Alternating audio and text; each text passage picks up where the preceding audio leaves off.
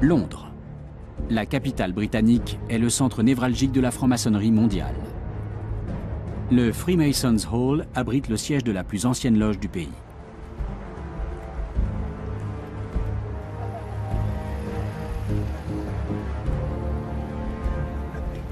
Marianne Fussell est venue visiter le vénérable bâtiment.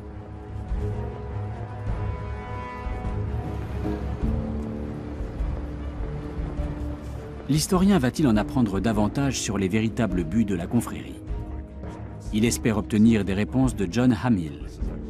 Sa carte de visite indique qu'il est chargé des questions spéciales.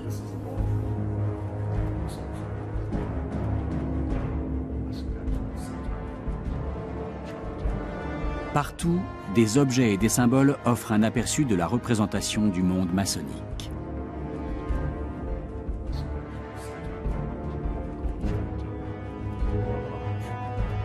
John Hamill connaît les légendes qui circulent sur sa confrérie.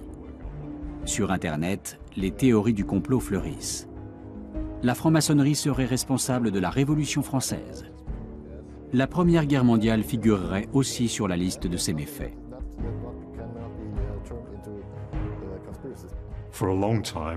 Pendant longtemps, nous n'avons pas prêté attention à ces théories. Nous avons ignoré le monde extérieur et nous l'avons payé. Mais aujourd'hui, nous avons inversé la tendance. Nous sommes complètement transparents et ce bâtiment est ouvert au public. Mais pourquoi alors les francs-maçons doivent-ils taire ce qui se passe au sein de leur loge? Et quel est le sens des bas-reliefs qui ornent la lourde porte de bronze du temple? Ils montrent des bâtisseurs au travail et semblent tout droit sortis de l'ancienne Babylone.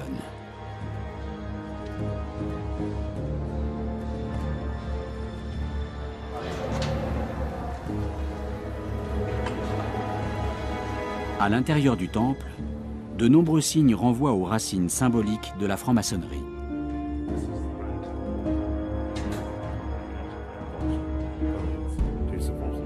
Devant le siège du grand maître, un pentagramme.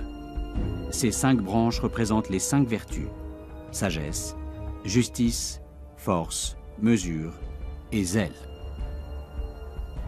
Des figures géométriques témoignent de l'importance des mathématiques. Pour les francs-maçons, cette discipline régit les actions des hommes. Le temple s'inspire d'un modèle légendaire, le temple de Salomon à Jérusalem, tel qu'on le connaît par la Bible. Les colonnes qui flanquent le siège du grand maître reproduisent l'entrée du sanctuaire biblique.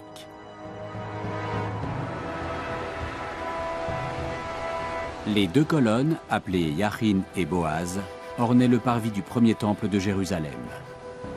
Le bâtiment devait inspirer la crainte du divin.